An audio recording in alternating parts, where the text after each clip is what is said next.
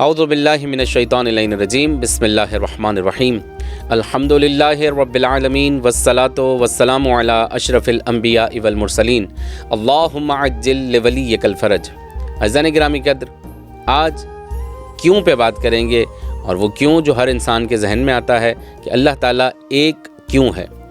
اس کے یوں تو بے شمار جوابات ہیں کہ اللہ ایک کیوں ہے، اللہ کے علاوہ ایک اور اللہ کیوں نہیں ہے۔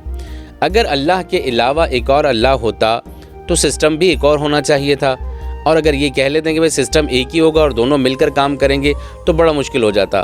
یعنی ایک اور اللہ ہوتا اور وہ اپنی ایک رائے قائم کرتا کہ مثال کے طور پر آج دن ہے اور دن ہونا چاہیے، دوسرا اللہ یہ کہتا ہے کہ نہیں، میرا خیال ہے کہ آج رات ہونی چاہیے، اور پھر یہاں پر اختلاف ہوتا، اور پھر پروردگار عالم خود قرآن میں یہ فرما رہا ہے لو کان فیہما الہۃ الا اللہ لفسدتا، اگر اللہ کے علاوہ ایک اور اللہ ہوتا تو فساد ہوتا۔ فساد سے کیا مراد ہے کہ دونوں کی اپنی رائے ہوتی، دونوں کے اپنے قوانین ہوتے، دونوں کی اپنی کائنات ہوتی، دونوں کے اپنے نظام ہوتے۔ لہٰذا ایک اللہ ہے، ایک نظام ہے، ایک کائنات ہے اور بخوبی چل رہا ہے۔ یہی وجہ ہے کہ اللہ ایک ہے اور ایک اور اللہ نہیں ہے۔ امیدوار ہوں کہ یہ جواب آپ سب کے لیے مؤثر اور مفید رہا ہوگا۔ اپنی دعاؤں میں یاد فرمائیے گا۔ والسلام علیکم ورحمۃ اللہ وبرکاتہ۔